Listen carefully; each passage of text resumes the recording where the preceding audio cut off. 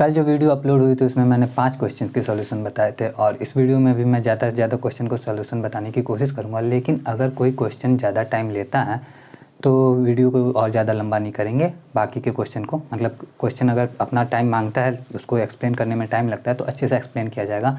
ऐसा नहीं कि जल्दी जल्दी करने के चक्कर में शॉर्टकट करके जल्दी से ख़त्म किया जाएगा। तो hello learners, welcome to the whiteboard. मैं हूं साकिर सक्षम और इस वीडियो में आपको TRE 1 का जो सेकंड सिटिंग का जो एग्ज़ाम हुआ था, जिसमें लड़कियों ने एग्ज़ाम दिया था, महिलाओं ने सिर्फ एग्ज़ाम दिया था वाला, उस एग्ज़ाम में आए हुए मैथमेटिक्स के जनरल क्वेश्चंस का सॉल्यूशंस बताने वाला हूं। और ज़्यादा से ज़्यादा क्वेश्चन सॉल्यूशन करेंगे, लेकिन समझते हुए इस बात को कि ज़्यादा करने के चक्कर में क्वालिटी में कमी ना रह जाए। तो पहला क्वेश्चन जो है हमारा, वो हमारे सामने लिखा हुआ है। क्वेश्चन पढ़ के बताता हूँ। तांबे के एक गोले का व्यास 6 सेमी है। तांबे का एक गोला है और इसका व्यास जो है, व्यास 6 सेमी है। तो जब व्यास 6 सेमी है तो त्रिज्या 3 सेमी हो जाएगी। गोले को पिघलाया जाता है और एक समान वृत्ताकार अनुप्रस्थ काट के लंबे तार में खींचा जाता है। इसको पिघला के तार बनाया जा रहा है। तो तार बनाया जा रहा है तो समझ लो कि कुछ इस तरह से तार बना दिया गया। इससे अच्छा मैं ऐसा तार बनाता हूँ। इस तरह से लंबा तार बना दिया गया है, ठीक है। तार जो होता है पतला पतला होता है और इसकी त्रिज्या डिपेंड करती है कितनी है। मोटा तार भी होता है, पतला तार भी होता है, तो डिपेंड करता है वो, ठीक है। यदि तार की लंबाई 36 सेमी है, इस तार की जो लंबाई है वो 36 सेमी है, इस तार की पूरी लंबाई 36 सेमी है, तो इसकी त्रिज्या क्या आएगी? ये जो त्रिज्या लग रहा है, मान लो कि इतना मोटा तार है, ठीक है। तार बनाए या तो मोटा सा तार बना देते हैं। ये 36 सेमी लंबा है और इसकी त्रिज्या क्या है? यहाँ से यहाँ तक इसकी भी त्रिज्या होगी ना कुछ, वो हमसे पूछा गया है। तो इसको सॉल्व करने के लिए जब भी हमें त्रिज्या पिघला के, जब भी हम कोई चीज़ बनाते हैं, किसी मेटल को पिघला के किसी और शेप में उसे ढाल दिया जाता है, तो उस टाइम पे वॉल्यूम का बहुत बड़ा वॉल्यूम हमें, मतलब जितना वॉल्यूम इसका उतना ही वॉल्यूम इसका भी होगा। आयतन इन दोनों का क्या होगा? बराबर ही होगा। तो इसका आयतन, गोले का आयतन होता है 4/3 पाई आर क्यू। आर जो है इसकी त्रिज्या है, तो आर जो है 3 था, तो 3 का क्यू यानी कि 3 गुणे 3 गुणे 3। यहाँ पे गुना में क्यों लिखा मैं थोड़ी देर में बता दूंगा यहाँ पे। अब आते हैं इधर, इसका आयतन तो इधर लिखा, इसका आयतन इधर लिखेंगे और दोनों का आयतन क्या होगा? बराबर होगा। तो इसका आयतन कितना है? तो ये किस आकार का, पहले तो ये देख लेते हैं। तो ये सिलेंडर शेप का होता है। तार जो होता है उसको सिलेंडर शेप का मान के चलते हैं हम लोग। बेलन के आकार का है। तो जब ये बेलन के आकार का है तो बेलन के आयतन का फॉर्मूला क्या होता है? तो बेलन के आयतन का जो फॉर्मूला होता है पाई आर स्क्वायर और एच। आर तो हमें मालूम नहीं है, तो आर की जगह आर ही रखा है हमने। और एच जो है वो 36 सेंटीमीटर है, क्योंकि वो हमारा लिखा हुआ था, तो इसकी जगह पे हम 36 लिख देते हैं। तो अब ये दोनों जब बराबर है तो पाई तो कॉमन रहता है, तो पाई से पाई तो दोनों तरफ से कैंसिल हो गया। ये 3 इस 3 से कैंसिल हो गया। अब ये 4 जो है 36 से जब कटेगा तो 4 के पहाड़ में 36 आता है 9 बार में, और ये 3 या 9 जो है इस 9 से कट गया। तो इस साइड में हमारे पास बचा 1 और इस साइड में बचा हमारे पास आर स्क्वायर। तो अगर आर स्क्वायर बराबर 1 है तो आर बराबर कितना होगा? 1 ही होगा, क्योंकि 1 का वर्गमूल 1 ही आता है। तो त्रिज्या जो आ गई इसकी हमारी, वो आ गई 1 सेंटीमीटर।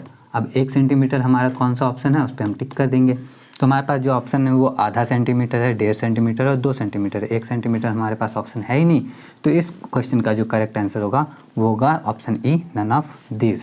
तो यही क्वेश्चन का सोल्यूशन था हमारा। अगर आपको समझ में आया तो वीडियो को लाइक कर देना अभी। और अभी मैं दिखाता हूँ दूसरा क्वेश्चन। अगला क्वेश्चन जो है हमारे सामने आ चुका है। 2 वृत्त आंतरिक रूप से स्पर्श करते हैं। देखो वृत्त जो है ना, और उसका क्षेत्रफलों का योग भी दिया हुआ है, 116 पाई सेंटीमीटर स्क्वायर है, और उनके केंद्रों के बीच की दूरी 6 सेंटीमीटर दी हुई है। तो वृत्तों की त्रिज्या हमसे पूछा जा रहा है। अब ऐसे तो इस क्वेश्चन को देख के ही सॉल्व किया जा सकता है कि 2 वृत्तों के क्षेत्रफलों का योग अगर इतना दिया हुआ है तो इसमें से क्षेत्रफल, अगर दोनों वृत्तों की त्रिज्या यहाँ पे हैं 16 और 10 हैं, तो 16 और 10 का 16 अगर त्रिज्या हो तो इसका स्क्वायर पाई आर स्क्वायर होता है ना वृत्त का क्षेत्रफल हमारा। तो पाई आर स्क्वायर, इसका स्क्वायर करके इसका स्क्वायर करेंगे, पाई को करने की ज़रूरत भी नहीं पड़ेगी। 16 का स्क्वायर होता है हमारा 256 और 10 का स्क्वायर होता है हमारा 100। ये हो जाएगा 356 pi square, 356 pi centimetre square आ जाएगा हमारा। इन दोनों को अगर हम ऐड करके देखते हैं तो 10 का स्क्वायर 100 और 4 का स्क्वायर 16, दोनों को ऐड करते हैं तो 116। अब पाई तो रहता है दोनों में, क्षेत्रफल के फॉर्मूले में पाई भी होता है, तो 116 पाई आ जाता। इसी से हम पिक कर सकते हैं कि ये हो सकता है हमारा आंसर। लेकिन बात है सॉल्यूशन की, समझने की, तो चलो अच्छे से समझ भी लेते हैं। 2-3 मिनट लगेगा उसके लिए।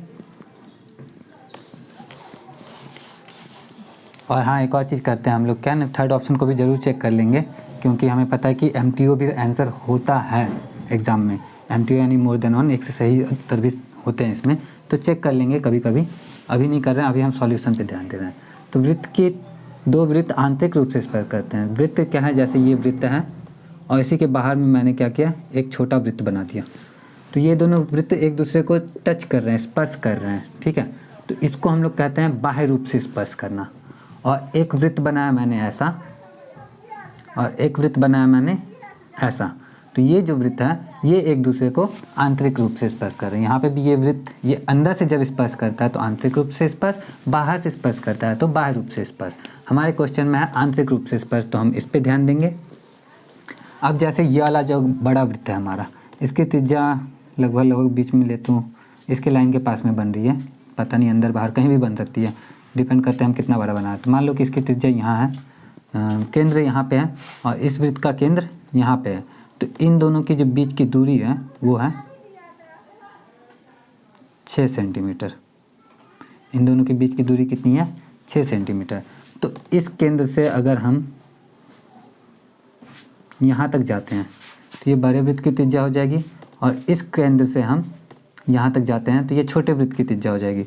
अगर छोटे वृत्त की त्रिज्या R लिखें और बड़े वृत्त की त्रिज्या को हम कैपिटल R लिखें, यहाँ से यहाँ तक बड़े वृत्त की त्रिज्या और यहाँ से यहाँ तक छोटे वृत्त की त्रिज्या, तो हम देख रहे हैं कैपिटल R में से स्मॉल r माइनस कर रहे हैं। ये पूरा कैपिटल R है, इसमें से स्मॉल r माइनस कर रहे हैं, तो हमारा 6 सेंटीमीटर। ये 6 सेंटीमीटर क्या है, ये है दोनों केंद्रों के बीच की दूरी, दोनों वृत्त के केंद्र के बीच की दूरी। तो दोनों केंद्र के बीच की दूरी 6 है, यानी कैपिटल R में से स्मॉल r माइनस करते हैं, capital R minus small r is equal to 6। दूसरी चीज़ पे ध्यान देते हैं, दोनों वृत्तों के क्षेत्रफलों का योगफल 116 पाई दिया है। तो बड़े वृत्त की त्रिज्या हमने r माना है, तो बड़े वृत्त का क्षेत्रफल आएगा पाई r स्क्वायर। छोटे वृत्त की त्रिज्या हमने स्मॉल r माना है, तो इसकी त्रिज्या, इसका क्षेत्रफल आ जाएगा पाई स्मॉल r स्क्वायर, और बराबर हो जाएगा दोनों मिलके कितना, 116 पाई। तो चलो अब फटाफट से इसकी वैल्यू कैपिटल R की चाहे स्मॉल r की, किसी की वैल्यू इसमें रखते हैं और सॉल्व करते हैं इसको हम, कि हमारा आता कितना है। कैपिटल R का मान अगर हम रखते हैं तो 6 + r आ जाएगा हमारा इसी में। सबसे पहले तो पाई को कॉमन लेके हटा देते हैं, क्योंकि इसमें भी पाई है, इसमें भी पाई है, इसमें भी पाई है। इन दोनों में से पाई को अगर हम कॉमन ले लेते हैं तो r square plus r square बराबर 116 पाई। पाई से पाई कैंसिल आउट हो गया, बचा r square plus small r square बराबर 116। r की जगह पे हम 6 + r लिख सकते हैं, तो चलो लिख ही देते हैं, 6 + स्मॉल r का स्क्वायर प्लस r स्क्वायर बराबर 116। अब इसको सॉल्व करेंगे हम, सॉल्व करने के बाद हमें स्मॉल r की वैल्यू मिल जाएगी। हमारे पास जगह की थोड़ी सी कमी रहती है तो हम इसको मिटा दे रहे हैं। मिटा इसलिए दे रहे हैं क्योंकि मैंने नोटिस किया था, अपना वीडियो जब देख रहा था तो छोटा छोटा लिखता हूँ तो दिखने में दिक्कत होता है वीडियो में, तो इसलिए बड़ा लिख पाऊँ इसलिए मैंने मिटा दिया उसको, ठीक है। अब इसको सॉल्व करते हैं। a + b का होल स्क्वायर हो गया है, तो a square plus b square plus 2ab plus में ये वाला r स्क्वायर बराबर 116। सॉल्व करेंगे जब तो r स्क्वायर में r स्क्वायर जोड़ेंगे तो 2r स्क्वायर आ जाएगा, प्लस 6 दूनी 12 r प्लस ये 36 बराबर 116।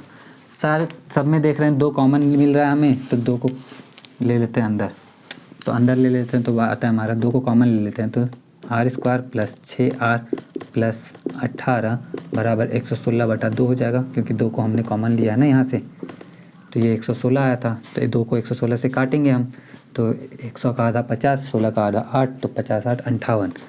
r square plus 6r plus 18 बराबर 58। हमें दिख रहा है कि ये द्विघात समीकरण के रूप में बदल चुका है, तो 58 को इधर कर लेते हैं तो कुछ और भी फ़ायदा हो जाएगा हमारा। r square plus 6r plus 18 minus 58 बराबर 0। अब ये पूर्णतः द्विघात समीकरण बन चुका है। अब हमें इसको सॉल्व करना है। देखो आंसर कुछ ना कुछ अच्छे से मिल ही जाएगा हमें जल्दी ही। ये पहुंच चुका है हमारा r square plus 6r plus यहाँ पे 18 में से 58 को घटाएंगे तो आ जाएगा हमारा कितना, 50 में से 40।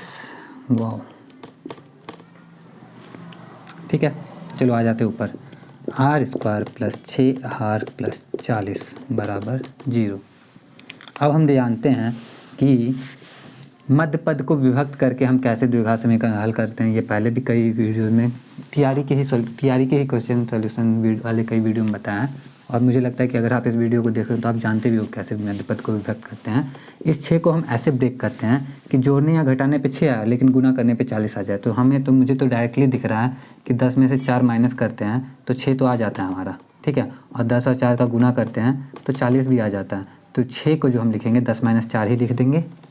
r² plus 10r 10 - 4 r plus 40 बराबर 0। r² प्लस अब r का इस गुना होगा तो 10r - 4r प्लस 40 बराबर 0। दोनों में से r कॉमन लेते हैं तो बचता है r प्लस 10। दोनों में से -4 कॉमन ले लेते हैं तो r प्लस, कुछ गड़बड़ हो गया क्या, यहाँ पे -10 आना चाहिए था। गड़बड़ कहीं तो गड़बड़ हुआ। हाँ देखो, शुरू में जब हमने 18 - 58 लिखा था तो यहाँ पे 18 में से 58 घटेगा तो माइनस में आंसर आना चाहिए था, तो यहाँ पे 40 माइनस में होगा। तो ध्यान देना, ऐसी गलती एग्ज़ाम में अक्सर हो जाती है। मेरी तो यहीं पे हो गई। अब इस चाहे तो मैं इस वीडियो को हटा के दूसरा वीडियो भी रिकॉर्ड करके डाल सकता था, लेकिन आपको पता चलना भी ज़रूरी है ना कि गलतियाँ हो जाती हैं कई बार जल्दबाजी में हमसे। तो गलतियों से कोई भी बचा हुआ नहीं है, मैं भी नहीं, कोई भी नहीं। और गलतियों से ही तो हमें सीख मिलती है। तो गलतियाँ होना पॉजिटिव साइन है कि गलतियाँ ये बताती है कि हमने कुछ नया सीखने का प्रयास किया और बातें या कम करते हुए क्वेश्चन पे ध्यान देते हैं। तो यहाँ पे माइनस जो था हमारा +10 हो गया। प्लस कैसे हुआ, क्योंकि माइनस कॉमन लिया और ये जब ब्रैकेट ओपन होगा तो प्लस माइनस का क्लैश होगा, गुना होगा तो माइनस में 40 आएगा, तो इसलिए +10 बचा बराबर में 0। दोनों तरफ हम देख रहे हैं तो r+10 कॉमन है, तो r+10 को कॉमन ले लेते हैं। बचता है हमारे पास r - 4 बराबर 0। अब हम जानते हैं कि अगर इसको इन दोनों का गुना होने पे 0 आ रहा है तो ये वाला उधर जाके भाग में हो जाएगा, तो r - 4 बराबर 0 हो गया। और 4 माइनस में है, r में से 4 घटाने पे 0 आ रहा है, तो 4 में से 4 घटाने पे 0 आता है, तो r बराबर तो 4 हो ही जाएगा। और वही अगर मान लो इसको उधर कर दिया तो इधर 0 हो जाएगा और बचेगा r+10। और अगर r+10 बराबर 0 है तो r बराबर हमारा -10 आ जाएगा। अब हम ये बात अच्छी तरह से समझते हैं कि किसी भी वृत्त की त्रिज्या ऋणात्मक नहीं हो सकती कभी भी। तो इसीलिए जो छोटी वृत्त की त्रिज्या है वो 4 है। अगर छोटे वृत्त की त्रिज्या 4 सेंटीमीटर है तो बड़े वृत्त की त्रिज्या निकालने के लिए हम क्या करेंगे, r - 4 बराबर 6, तो r बराबर आ जाएगा 6 + 4 यानी कि 10 सेंटीमीटर। और इस तरह से हम छोटे वृत्त और बड़े वृत्त दोनों की त्रिज्या हमें मिल गई है 10 सेंटीमीटर और 4 सेंटीमीटर। ऑप्शन बी हमारा करेक्ट आंसर होगा। बस इस वीडियो में इतनी रखते हैं। उम्मीद करता हूँ कि समझ में आया होगा। समझ में आया हो तो वीडियो को लाइक कर देना। और मुझे लगता है ज़्यादा टाइम हो गया तो बहुत ज़्यादा नहीं, एक और क्वेश्चन का सॉल्यूशन हम लोग देख लेते हैं इसी वीडियो को। अब जो क्वेश्चन हमारे सामने है इसका सॉल्यूशन अगर हम प्रोसेस से करेंगे तो टाइम लग सकता है ज़्यादा, तो इसलिए हम इसको ना ऑप्शन से टिक करेंगे, क्योंकि कुछ क्वेश्चन ऐसे होते हैं जो ऑप्शन से आसानी से जल्दी सॉल्व हो जाते हैं। तो पहले क्वेश्चन पढ़ के बता देता हूँ क्या है। एक तेज़ ट्रेन 600 किमी की यात्रा के लिए धीमी ट्रेन से 3 घंटे कम समय लेती है, ठीक है। यदि धीमी ट्रेन की गति तेज़ ट्रेन की गति से 10 किमी प्रति घंटा कम है, दो ट्रेन है ए और बी, ये तेज़ चलता है ये धीरे चलता है, 600 किलोमीटर जाने में इसको जितना समय लगता है इसको उससे 3 घंटे समय, क्योंकि ये धीरे चल रहा है तो इसको 3 घंटे ज़्यादा लग रहे हैं, ठीक है। और दोनों की गति